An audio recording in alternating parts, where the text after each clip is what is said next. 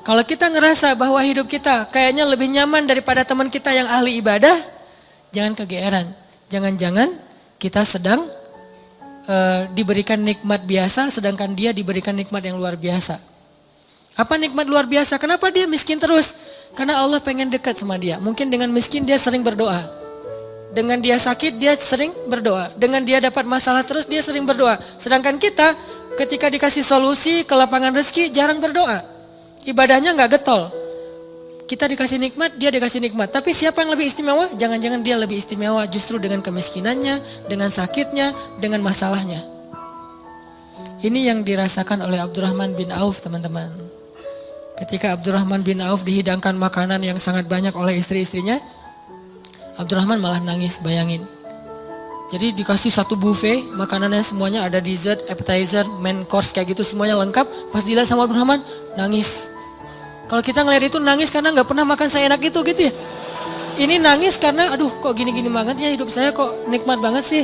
Akhirnya istrinya nanya kepada Abdurrahman, "Ma yubki kayak Abdurrahman. Kenapa kamu nangis wahai Abdurrahman bin Auf?" Kata Abdurrahman, "Bagaimana saya tidak nangis? Ada orang yang lebih soleh dari saya, hidupnya susah." Siapa dia? Hamzah dan Mus'ab bin Umair. Sampai keduanya ketika meninggal dalam perang Uhud, saking miskinnya gak punya kain kafan. Satu-satunya kain kafan mereka selimut kecil yang kalau ditutup kepala kelihatan kaki. Ditutup kaki kelihatan kepala. Saking miskinnya gak punya apa-apa untuk dikafanin. Sedangkan saya yang amalnya sedikit, Allah limpahkan nikmat yang sangat banyak. Saya jadi curiga, kata Abdurrahman bin Auf. Curiga apa? Jangan-jangan mereka yang lebih soleh, kesolehan mereka itu dibalas oleh Allah nanti di akhirat, makanya diirit di dunia. Sedangkan saya nggak soleh-soleh amat, ketidaksolehan saya itu dibalas di dunia, terus dapat apa nanti saya di akhirat? Nangislah Abdurrahman bin Auf, nggak jadi makan. Ini artinya orang kaya tapi nggak GR.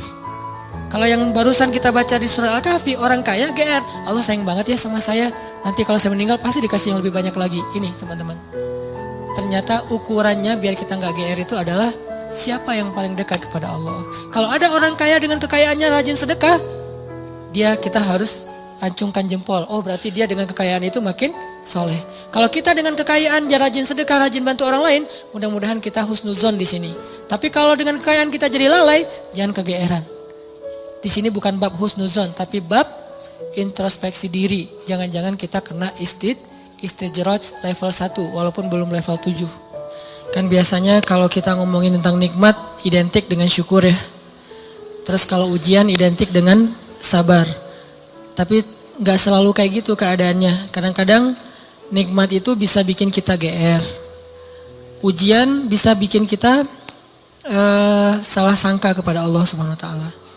Seolah-olah Allah kalau kasih ujian itu kayak gak suka sama kita. Padahal kadang Allah kalau kasih ujian itu tandanya masih perhatian sama kita. Kenapa tuh perhatiannya ngasih ujian? Bisa banyak banget alasannya, bisa pengen ngapusin dosa-dosa kita, bisa pengen ngangkat derajat kita, walaupun kita nggak usah terlalu kegeeran ke sana, minimal menghapus dosa-dosa ya. Bisa juga emang mungkin hanya dengan cara dikasih ujian, kita rajin beribadah. Dan itu kita banget kayaknya tuh. Kalau lagi banyak masalah, tahajudnya rajin. Mendekati ujian nasional, tahajud nggak tinggal selama sebulan. Hari ujian nasional terakhir malamnya udah gak tahajud lagi. Kan kita banget nih. Nah orang yang tipenya kayak gini kadang emang cara untuk biar dekat ke Allah emang dikasih ujian. Makanya jangan jadi tipe kayak gitu. Walaupun ada orang lain yang soleh tapi tetap dikasih ujian. Kenapa? Karena Allah Subhanahu wa taala benar-benar pengen lebih dekat sama dia. Makanya Nabi bilang asyadun nas balaan al-anbiya summas solehin. Orang yang paling banyak diuji sama Allah itu para nabi, kemudian orang soleh, kemudian yang mendekati kesolehan dan seterusnya dan seterusnya. Ternyata kadang ketika kita dikasih nikmat, kita tuh jadi kegeeran. Jangan-jangan ternyata nikmat itu bukan sebuah anugerah, justru nikmat itu adalah sebuah istidraj. Gimana kita ngebedain anugerah sama istidraj? Indikatornya sederhana. Seperti apa hubungan kita dengan Allah lewat nikmat itu. Kalau nikmat itu menjauhkan kita dari Allah dan makin nikmat makin jauh, biasa-biasa aja, lempeng dalam urusan agama, berarti nikmat itu adalah istidraj. Kalau nikmat itu bikin kita makin bersyukur, bentuk syukurnya bisa makin dekat ke Allah dalam bentuk ibadah, bisa juga makin banyak manfaatnya ke orang lain dengan berbagi, berarti nikmat itu adalah anugerah. Dua-duanya nikmat, karena dua-duanya dinikmati. Tapi ada anugerah, fadl, ada juga istidraj.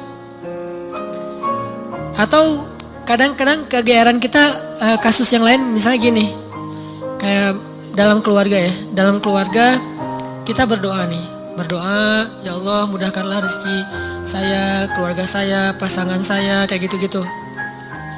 Atau anak kita sakit, terus kita berdoa, ya Allah sembuhkanlah anak saya. Yang berdoa malam itu bukan cuma kita loh.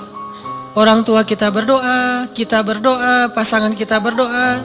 Kadang sampai pembantu juga berdoa. Tiba-tiba Allah kasih kita nikmat lewat doa ini.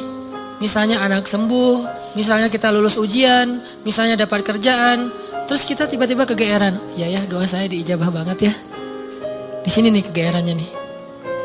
Apa ini enggak husnuzon Ustaz? Husnuzonnya kalau Allah maha baik ya. Mau mengijabah doa orang yang tidak layak diijabah. Ini husnuzon. Kalau kegeeran, ya alhamdulillah saya orangnya layak diijabah doa ya. Doa saya itu cepat banget diijabah. Lu baru semalam doa, hari ini udah ijabah. Kalau yang diomongin adalah kitanya, itu kegeeran. Kalau yang diomongin adalah kebesaran Allahnya, itu namanya husnuzon, bagian dari tahaddus bin ni'mah. Wa amma bi ni'mati rabbika fahaddis. Yang dibicarain tuh bukan kita, tapi Allahnya. Atau kalau mau lebih nggak GR lagi, kita berhusnuzonnya bukan cuma ke Allah. Allah maha baik plus, oh ini kayaknya ada doa di dalam keluarga saya nih yang diijabah oleh Allah. Bisa doa ibu, bisa doa ayah, bisa doa pasangan, bisa doa bahkan pembantu yang kita nggak tahu diam-diam dia mendoakan kita. Jadi bukan kitanya yang hebat, yang keren, yang soleh, tapi ada orang lain di sekeliling kita yang soleh kemudian mendoakan sehingga memudahkan urusan kita. Sama kayak dalam dakwah, misalnya saya dengan teman-teman bikin pemuda hijrah nih. Pemuda hijrah ini dulu taklimnya 3 tahun yang lalu paling banyak cuma 30 orang. Selama 8 tahun. Tiba-tiba alhamdulillah Allah berikan keberkahan, jadi rame. Kita jadi bareng-bareng sekarang, ada ribuan orang misalnya. Saya selalu mention ke teman-teman, ini pasti ada orang di antara tim kita nih, yang dia itu sama Allah itu dekat banget, yang diam-diam malam dia berdoa, gara-gara doa dialah jadi banyak kemudahan untuk kita. Bukan, mungkin yang doa semua ikut berdoa, saya berdoa, teman-teman semuanya berdoa, cuman jangan kegeeran, ya alhamdulillah ya, saya baru doa kemarin, sekarang udah diijabah. Ini kalau kita kayak gini, ini agak kegeeran. Sesekali wajar. Kalau sering kali, ini gak bagus. Bikin kita jadi ngerasa udah baik, udah soleh. Dan Allah mengatakan, fala tuzakku anfusakum. Jangan kalian menganggap diri kalian udah baik, soleh, suci. Huwa a'lamu bimanitta.